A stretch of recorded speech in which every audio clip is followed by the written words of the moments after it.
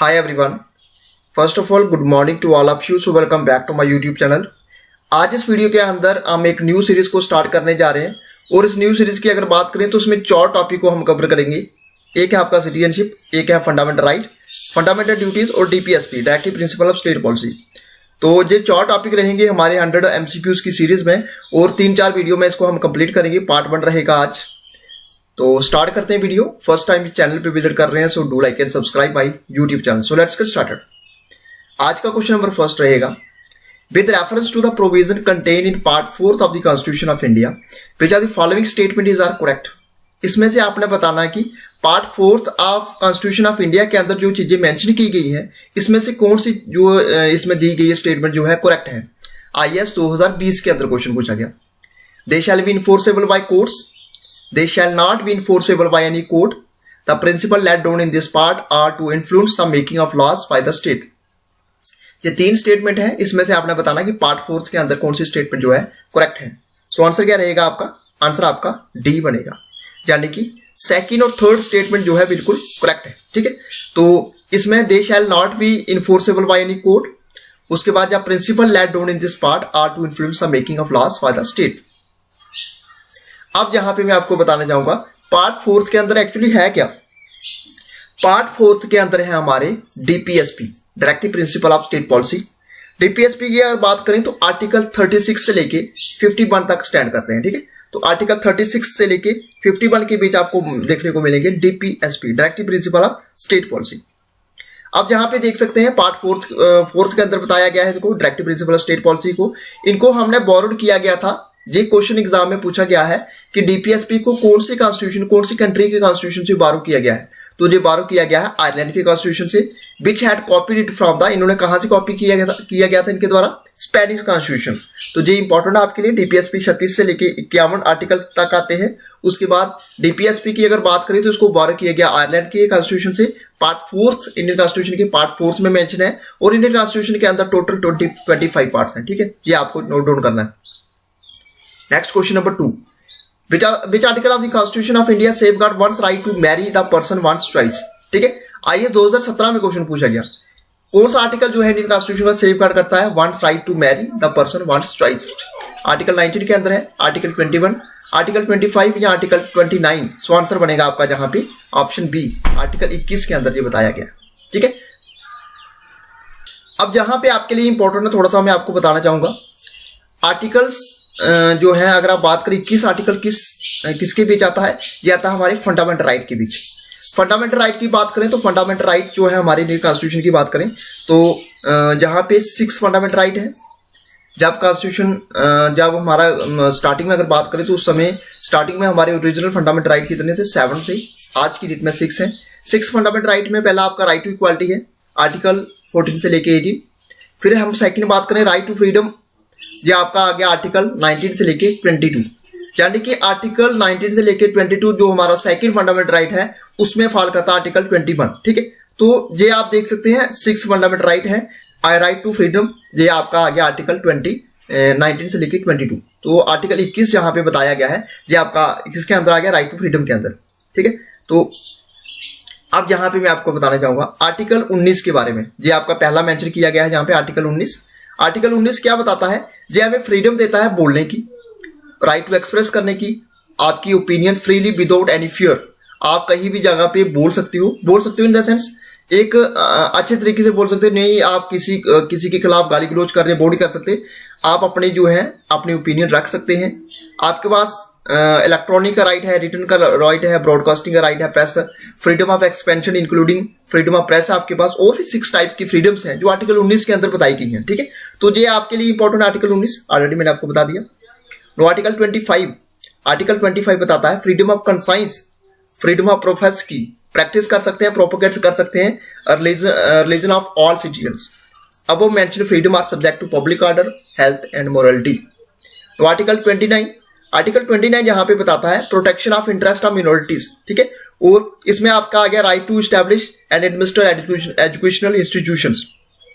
तो आर्टिकल 29 के अंदर ये आपकी चीजें बताई गई है। No question number 3, in which are the following the provision for the protection and improvement of environment and safeguard of forest and wild life are found in constitution of India जो PPCS 2019 के अंदर question पूछा गया। Protection और improvement of environment और safe guard of forest and wild life, ये आपने बताना है जी कहां पे है। ओनली द डीपीएसपी में है, ओनली द फंडामेंटल ड्यूटीज में है, बोथ ए एंड बी में है, या नन ऑफ दी अबव में है। सो आंसर क्या बनेगा आपका? तो बोथ ए एंड बी या नन ऑफ दी अबव। सो काफी इंपॉर्टेंट क्वेश्चन है। जहां पे मैं आपको बताना चाहूंगा प्रोटेक्शन और इंप्रूवमेंट ऑफ इन्वायरमेंट और safe guard of forest and wild life, ये आपके डीपीएसपी के अंदर भी है और फंडामेंटल ड्यूटीज के अंदर भी है। सो आंसर बनेगा आपका ऑप्शन सी, यानी कि both A and B. So answer uh आपका बनेगा C. Next question, which of the following article was inserted by a 42nd amendment, 42nd constitutional amendment to provide a participation of worker in management। तो ये कौन से जहां पे बताया गया 42nd amendment, ये आर्टिकल कौन से आर्टिकल के अंदर आता है? ये बताया गया है 42nd constitutional amendment to provide, जो प्रोवाइड करता है participation of worker in management में। यूपी पीसीएस 2019 के एग्जाम में क्वेश्चन पूछा गया। तो ये इसका राइट आंसर क्या रहेगा? आर्टिकल 38, आर्टिकल 39A, आर्टिकल 45 या आर्टिकल 43A। सो आंसर बनेगा आपका जहां पे option D, that is article 43A। तो 43A में बताया गया है, तो जो क्या प्रोवाइड करता है, प्रोवाइड और participation of worker in management. Article 38 क्या है? ये पहला आप देख सकते हैं आर्टिकल 38। आर्टिकल 38 बात करता है state to secure a social order for the promotion of welfare of the people. तो आर्टिकल 38 कहां पे आ गया? ये आपका डीपीएसपी के अंदर आता है, ठीक है। तो डीपीएसपी के अंदर directive principle state policy. Second, article 39A, constitution of India deals with the provision of equal justice and free legal add, ठीक है। और इसके साथ आर्टिकल 45 किसके बारे में बात करता है? फ्री और कंपल्सरी एजुकेशन की बात करता है फॉर चिल्ड्रन। और state shall enable to provide within a period of 10 years from the commencement of this constitution, ठीक है। और फ्री और कंपल्सरी एजुकेशन की बात करता है सभी चिल्ड्रन के लिए until they complete the age of 14 years। काफी important article 45। Next question, question number 5, which of the following is not correctly matched. ये इंपॉर्टेंट है, यूपी पीसीएस 2019 के अंदर क्वेश्चन पूछा गया। ये रिट्स है, इंडियन कॉन्स्टिट्यूशन में रिट्स के बारे में आपने पढ़ा होगा। तो इसमें से कौन सी करेक्टली मैच नहीं कर रही है? सबसे पहले हम बात करेंगे habeas corpus, to have the body बिल्कुल मैच कर रही है। सेकंड बात करेंगे मैंडामस, मैंडामस बिल्कुल वी कमांड। उसके बाद कोबरंटो, कोबरंटो का मीनिंग होता है वाई बाट अथॉरिटी से आपने जो ऑफिस होल्ड किया है। और ऑप्शन सी यहाँ पे देख सकते हैं प्रोविजन टू बी सर्टिफाइड, ये गलत है। ऑप्शन सी इसका गलत है, ऑप्शन सी गलत है। तो आंसर क्या बनेगा आपका? Option C. दैट इज हमने जहां पे बात किया गया, हमारे द्वारा जो बात की गई है, हमने जो क्वेश्चन जहां पे क्वेश्चन बताया कि इसमें बात की गई नॉट करेक्टली मैच। तो हैबिस जो आपका प्रोविजन है टू बी सर्टिफाइड, ये मैच नहीं कर रहा है। अब जहां पे हम देखेंगे, ठीक है। तो जहां पे प्रोविजन का मीनिंग क्या है, ये आप ऑप्शन सी को पढ़ेंगे हम। इसका मीनिंग होता है टू फॉरबिड। ये इशू की जाती है हायर कोर्ट के द्वारा, किसको? लोअर कोर्ट को। A tribunal to prevent the latter from the exceeding its jurisdiction और jurisdiction that it does not possess, ठीक है। अब यहां पे देख सकते हैं इंडियन कॉन्स्टिट्यूशन के अंदर 5 टाइप्स की रिट्स हैं, ठीक है। तो अगर आपको सुप्रीम कोर्ट अप्रोच करना तो आर्टिकल 32 के अंदर जाओगे। अगर आप हाई कोर्ट अप्रोच करना है तो आर्टिकल 226, ये आपके लिए इंपॉर्टेंट है, ठीक है। तो 5 टाइप की रिट्स हैं, हैबिस कॉर्पस है, मैंडामस है, प्रोविजन है, सर्शोरी है, कोवरंटो है। अगर आप चाहते हैं इन रिट्स के ऊपर मैं आपके लिए वीडियो लेके आऊं तो कमेंट बॉक्स में आप जरूर बताते जाइएगा। उसके बाद सर्चोरी का जहां पे मीनिंग बताया गया है, ठीक है। तो ये सर्टिफाइड जहां पे बताया गया है, तो सर्टिफाइड कौन सी रिट के अंदर आता है? ये आपके आता है सर्चोरी, ठीक है, इसके अंदर आता है ये आपका, ठीक है। इसको मीनिंग होता है to be certified or to inform. ये इशू की जाती है हायर कोर्ट के द्वारा लोअर कोर्ट को। Or tribunal either to transfer a case pending with the latter to itself or to quash the order of the latter in case, ठीक है। तो ये आपके लिए इंपॉर्टेंट, डिटेल में आपको मैं कभी वीडियो में पर्टिकुलर वीडियो में बताऊंगा। Next question, question number 6, right to vote and to be elected in India. West Bengal के पीसीएस 2019 के एग्जाम में क्वेश्चन पूछा गया कि राइट टू वोट और to be elected in India, ये क्या है? एक फंडामेंटल राइट है, एक नेचुरल राइट है, एक कॉन्स्टिट्यूशनल राइट है, या एक लीगल राइट है? सो आंसर बनेगा आपका जहां पे ऑप्शन सी, ये हमारा एक कॉन्स्टिट्यूशन राइट है। यानी कि कॉन्स्टिट्यूशन के अंदर बताया गया सभी लोगों के लिए सेम है, आप वोट डाल सकते हैं, ठीक है। आप किसी को भी चुन सकते हैं। तो ये आपके पास सबके पास राइट है, चाहे वो गरीब है चाहे वो अमीर है, ठीक है। तो राइट टू वोट ये क्या है? हमारा कॉन्स्टिट्यूशन राइट है, इसको प्रोवाइड किया गया है, ये प्रोवाइड किया जाता है हमें, ठीक है। आर्टिकल 326 के अंदर बताया गया है राइट टू वोट के बारे में।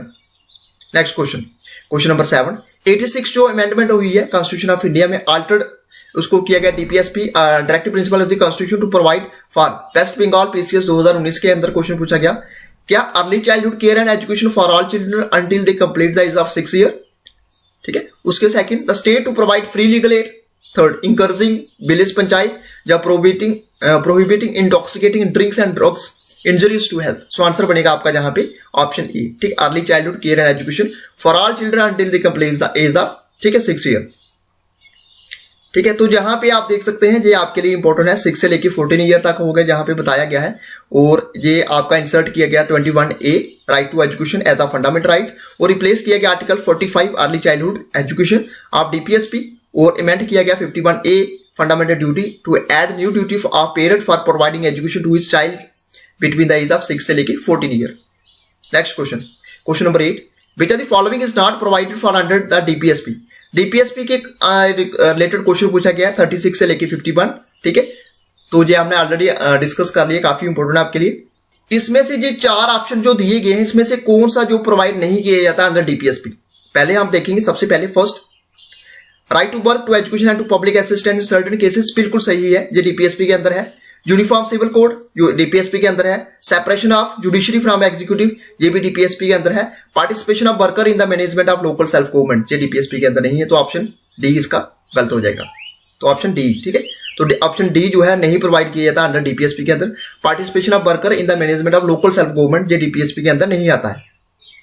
Next question, question number 9, to cherish and follow the noble ideas which inspired our national struggle for freedom is a provision of which one of the following of the constitution of India. Assistant commander 2019 के अंदर question पूछा गया।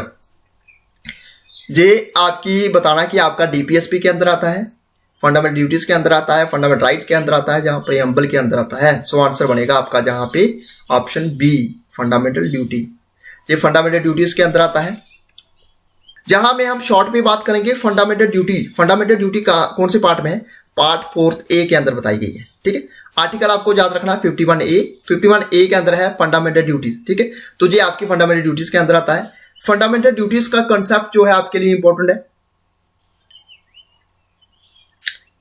जहां पे आप देख सकते हैं। और फंडामेंटल ड्यूटीज का जो कंसेप्ट हमने लिया था किस कंट्री से लिया था, कौन सी कंट्री से इसको बारो किया गया है, सोवियत यूनियन, या इसको USSR बोल सकते हैं, या इसको आज की डेट में इसको रशिया बोल सकते हैं, ठीक है, तो ये आपके लिए इंपॉर्टेंट है।